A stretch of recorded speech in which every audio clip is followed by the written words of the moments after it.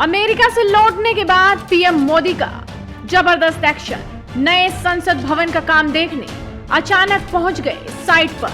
Central Vista project के तहत नए संसद भवन का निर्माण तेजी से चल रहा है, लेकिन कल अमेरिका से लौट कर आने के कुछ ही घंटों बाद पीएम मोदी इसका जायजा लेने अचानक पहुंच गए। अपने व्यस्त अमेरिकी दौरे से लौटते ही पीएम मोदी दिल्ली में फिर से एक्टिव हो गए हैं। सबसे पहले तो उन्होंने अमेरिका से लौटने के बाद बीजेपी के एक स्वागत समारोह में हिस्सा लिया। पार्टी के राष्ट्रीय अध्यक्ष जेपी नड्डा समेत कई नेताओं ने उनका स्वागत किया। फिर वो आम लोगों से भी मिले जो उनकी एक झलक देखने आए थे, और रात को ही वो नए संसद भवन के निर्माण कार्य की समीक्षा करने पहुंच गए। रात को लगभग 8:45 बजे वो नए संसद भवन के निर्माण कार्यों की समीक्षा के लिए पहुंचे थे।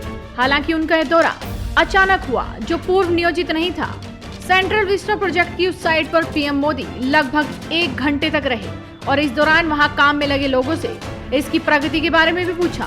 और खास बात यह कि उनके इस दौरे को लेकर पहले से ना तो कोई सुरक्षा व्यवस्था थी और ना ही कोई पूर्व सूचना। सब कुछ अचानक हुआ। आपको बता दें कि पहली बार है जब पीएम मोदी नए संसद भवन की कंस्ट्रक्शन साइट पर पहुंचे थे, जिसके निर्माण की मंजूरी को कोविड महामारी के बीच विपक्षी दलों ने काफी आलोचना की थी। पीएम मोदी दोपहर ही अमेरिका के थकाऊ दौरे से लौटे थे और आते ही उन्होंने करीब 4 घंटे बीजेपी अध्यक्ष जेपी नड्डा, केंद्रीय रक्षा मंत्री राजनाथ सिंह और केंद्रीय गृह मंत्री अमित शाह के साथ मीटिंग भी की। नई संसद के निर्माण का जायजा लेते मोदी की तस्वीरें जब सामने आई तो केंद्रीय मंत्रियों समेत बीजेपी के कई नेताओं ने इस उम्र में पीएम की ऊर्जा और लगन की काफी तारीफ की।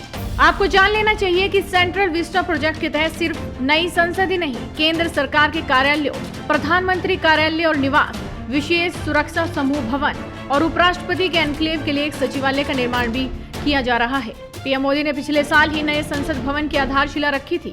इस प्रोजेक्ट के अगले साल तक पूरा होने की संभावना है और उम्मीद है कि आजादी के 75वें साल पर संसद का शीतकालीन सत्र नई संसद में ही होगा।